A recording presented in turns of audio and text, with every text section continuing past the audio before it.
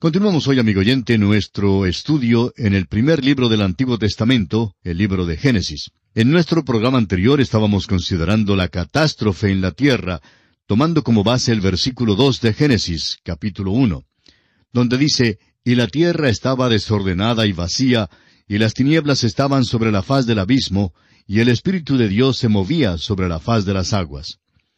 Dijimos que una gran catástrofe había tenido lugar entre el versículo 1 y el versículo 2. Dijimos también que Dios no había creado la tierra desordenada y vacía, sino que creó el universo un cosmos, una perfección, y no lo creó un caos. Sin embargo, llegó a ser un caos. Lo formó para ser habitado, y fue Dios quien llegó a este destrozo, y lo transformó para que fuera un lugar habitable para el hombre. Mencionamos también que los hallazgos de todos los estudios del espacio revelan que por mucho que pueda ser determinado, esta tierra parece ser el único lugar habitable en el universo para los seres humanos. Ahora, el versículo 2 del primer capítulo de Génesis nos dice que la tierra estaba desordenada y vacía, y las tinieblas estaban sobre la faz del abismo, y el Espíritu de Dios se movía sobre la faz de las aguas. Dijimos también que creíamos que todo el universo estaba sujeto a esa gran catástrofe. Ahora, ¿cuál fue esa catástrofe? Solo podemos sugerir lo que fue. No deseamos entrar en detalles. Llegaremos a otros pasajes de la Escritura y lo discutiremos entonces. Pero por lo visto, había alguna criatura preadámica que estaba aquí en la tierra. Y parece que todo esto está asociado con la caída de Lucifer, hijo de la mañana, que llegó a ser Satanás o el diablo como lo conocemos hoy día. Creemos que todo esto está implicado aquí, pero Dios no nos ha dado todos los mínimos detalles. El hecho es que Él nos da muy pocos detalles aquí. Leamos una vez más este versículo 2 de Génesis que dice, «Y la tierra estaba desordenada y vacía, y las tinieblas estaban sobre la faz del abismo, y el Espíritu de Dios se movía». Las palabras «se movía» significan incubaba. Es como la gallina con sus pollitos. Él incubaba sobre la faz de las aguas. Luego el Espíritu Santo comenzó un ministerio aquí, y encontramos que es algo que hace muchas veces, y es crear de nuevo. Llega a esta escena y crea de nuevo. Eso es precisamente lo que hace con nosotros. Usted recordará lo que el Señor Jesucristo dijo, «Os es necesario nacer de nuevo». Y no solo eso, sino también os es necesario nacer del Espíritu. En el capítulo 3 del Evangelio según San Juan, versículo 5 dice, «Respondió Jesús, de cierto te digo, que el que no naciere de agua y del Espíritu, no puede entrar en el reino de Dios». El agua es la palabra de Dios, y el Espíritu Santo es el autor de ella. Es importantísimo entonces que veamos esto, amigo oyente. Vamos entonces a considerar ahora la construcción de la tierra. Ahora algo ha pasado en la tierra. Se nos relata de 6 días de renovación. Llamamos al primer versículo la creación del universo.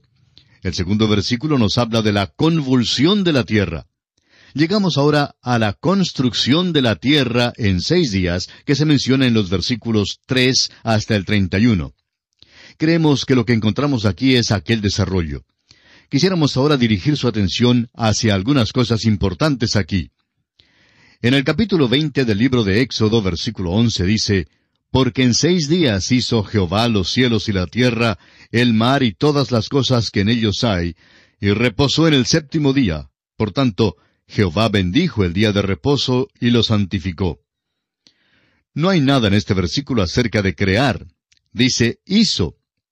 Dios está tomando lo que ya está formado, y en estos 6 días no está creando, sino recreando, es decir, creando de nuevo.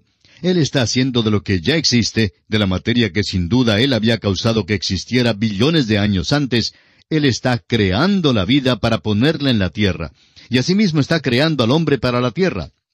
Siendo que usted y yo somos criaturas, pues nos importa esta historia. Ahora, desde el versículo 3 hasta el versículo 5, leemos estas palabras. «Y dijo Dios, sea la luz, y fue la luz. Y vio Dios que la luz era buena, y separó Dios la luz de las tinieblas.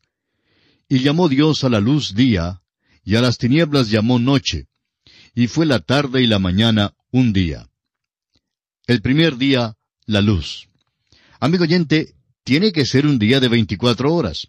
No vemos cómo se pueda sacar de esto otra cosa. Lo importante en nuestro estudio de estos versículos es que Dios dice, sea la luz. 10 veces en este capítulo encontraremos palabras así como estas: haya la expansión, y haya lumbreras, y júntense las aguas, etc. Alguien los ha llamado los 10 mandamientos de la creación. Es un decálogo divino el que tenemos aquí. Y esta es la primera vez que se nos dice que Dios habló. Sea la luz, y fue la luz. El segundo día, la expansión. Del versículo 6 hasta el versículo 8 dice, luego dijo Dios, haya expansión en medio de las aguas, y separe las aguas de las aguas. E hizo Dios la expansión, y separó las aguas que estaban debajo de la expansión, de las aguas que estaban sobre la expansión. Y fue así. Y llamó Dios a la expansión cielos. Y fue la tarde y la mañana, el día segundo. La palabra en hebreo es ruach, que significa atmósfera. Dios separó las aguas de las aguas. ¿Qué significa eso? Bueno, primero separó las aguas perpendicularmente. Hay agua por arriba y hay agua por debajo de nosotros. Y llamó Dios a la expansión cielos. Estos no son los cielos en los cuales usted y yo pensamos. Realmente se menciona 3 cielos en las Escrituras.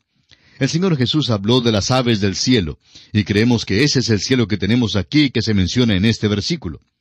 Luego hay las estrellas del cielo, y hay el tercer cielo donde mora Dios. De modo que el primer estrato es donde están las nubes y donde vuelan las aves. Y fue la tarde y la mañana el día segundo. El tercer día, la tierra, mares y plantas. Del versículo 9 hasta el versículo 13 leemos, dijo también Dios, júntense las aguas que están debajo de los cielos en un lugar, y descúbrase lo seco. Y fue así. Y llamó Dios a lo seco tierra, y a la reunión de las aguas llamó mares. Y vio Dios que era bueno.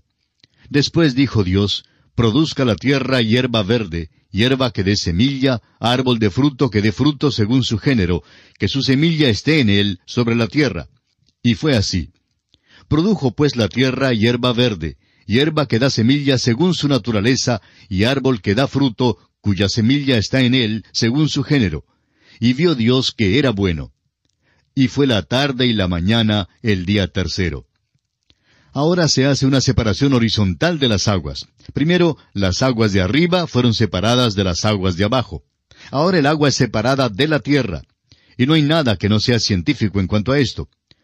Nos dicen que cada lugar al costado superior de esta tierra en que vivimos hoy fue cubierto por agua alguna vez. Ese fue un juicio que ocurrió a la tierra por allá en la eternidad del lejano pasado, y no sabemos casi nada acerca de ello. Cualquier cosa que digamos es especulación, porque Dios verdaderamente nos ha dicho muy poco aquí, pero nos ha dicho lo suficiente para que podamos creerlo. Notemos ahora que llamó Dios a lo seco tierra. ¿Qué es lo que Dios está preparando? Pues nos parece que está preparándonos un lugar donde pueda poner al hombre, y lo está haciendo habitable.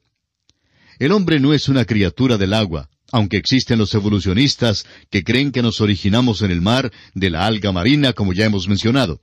Otros creen que nos originamos en la basura.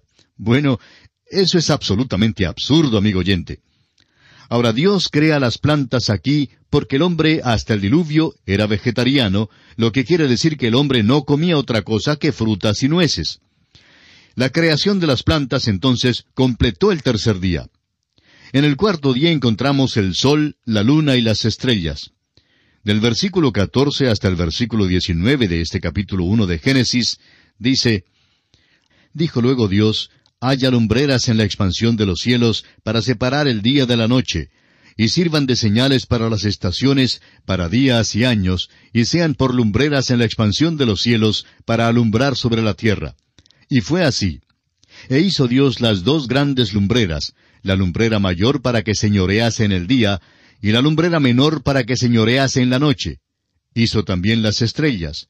Y las puso Dios en la expansión de los cielos para alumbrar sobre la tierra, y para señorear en el día y en la noche, y para separar la luz de las tinieblas. Y vio Dios que era bueno.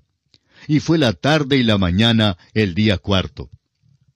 Dios no creó el sol y la luna en esta ocasión. Ya estaban en el universo. Dios simplemente los colocó en su lugar. Uno de ellos se encargaría del día, y el sol lo hace bastante bien. La luna lo hace bastante bien de noche. Hay algunos jóvenes que inclusive utilizan la luz de la luna para declararle sus sentimientos a sus enamoradas y se ven bastante bien influenciados.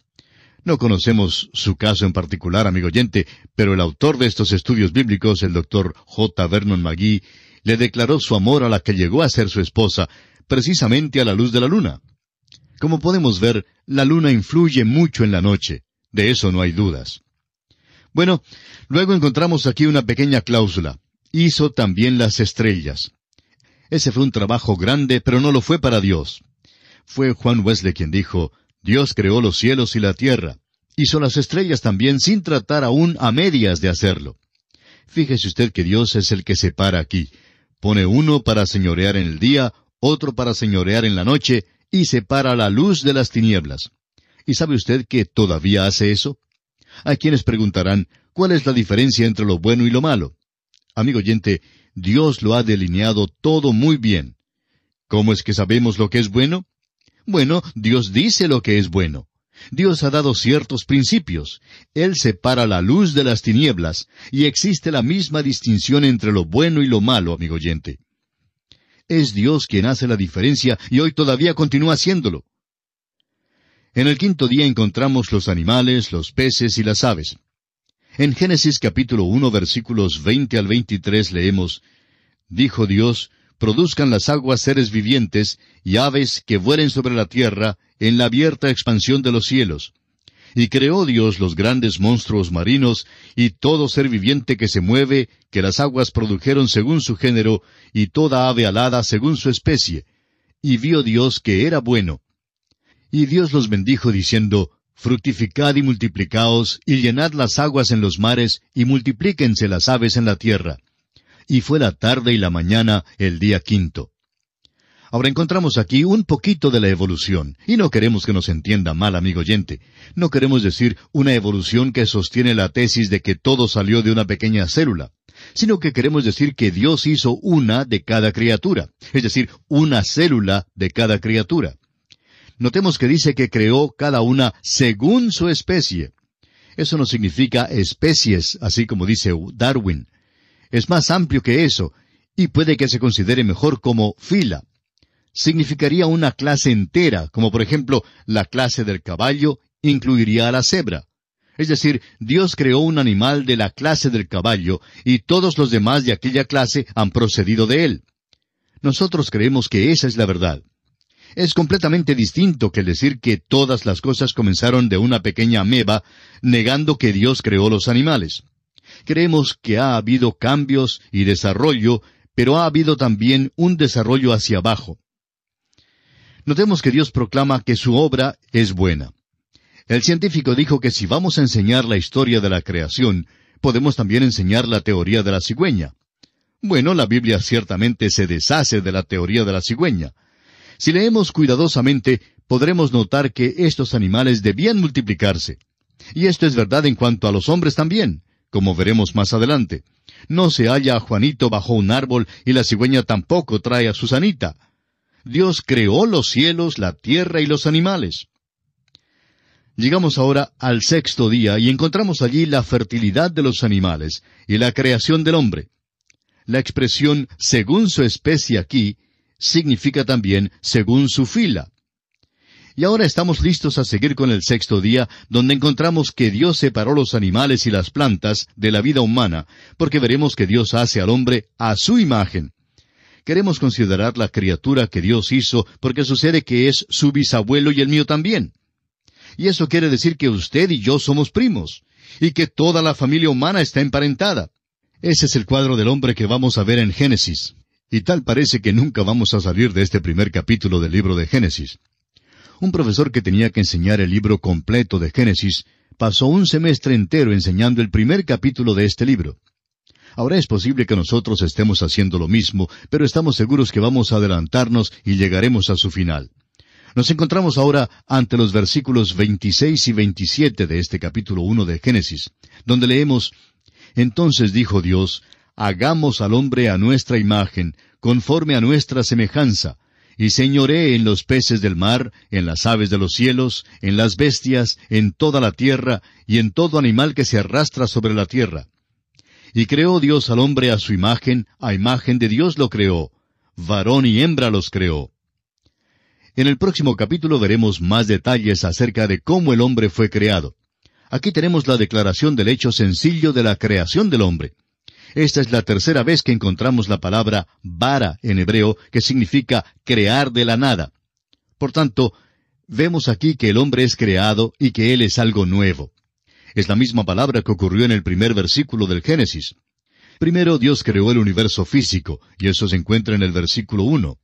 Luego creó vida, y eso lo leemos en el versículo 21. Y creó Dios los grandes monstruos marinos y todo ser viviente que se mueve.